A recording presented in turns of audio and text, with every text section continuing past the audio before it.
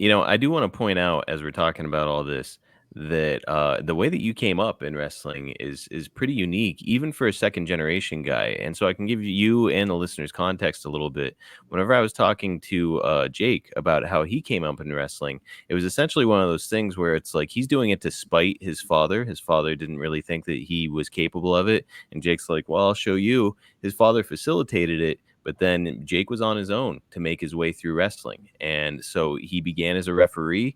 And like Yeah, when he would make a mistake, he was getting chewed out backstage. Guys were roughing him up, taking liberties with him. Like he came up in a really, really difficult circumstances, and he fought through it and forced it to work. He didn't get to reap the benefits of being a second generation wrestler. He had to start out like just some greenhorn, and he got treated that way. So he had difficult circumstances. So it's cool to hear the story where it's like, and that was it.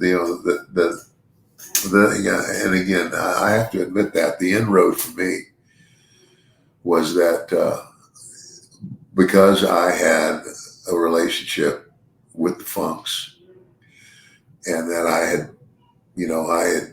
was at West Texas State playing football. I mean, and again, Bill Watts, and Leroy McGirt. I mean, he said, Bill actually wrestled with my dad one time, when he was young, and, uh, spoke about how a great worker he was. So I'm going to work for a guy who's already even been in the ring with my dad. mm-hmm. And, so, and I'll be honest with you. I think that because of my dad's reputation and the way I carried and handled myself, I was always courteous. Hey, whatever you can, whatever you teach me, teach me. Uh, I think one of Jake's strikes was the fact that he was Grizzly Smith's son. You think it may have actually hurt him? Yeah, because everybody knew Grizz was a pedophile. They like young girls. I mean, it's like he's a sick puppy. Mm-hmm. You know, And I Grizz. mean, he was smart. I mean, he was, and Jake's a real bright guy. And I think he gets a lot of his brain power from his dad because, Grizz was no slouch. Grizz is the guy who, I mean, he's working for Bill Watts, and he's carrying the finishes and all that stuff. So,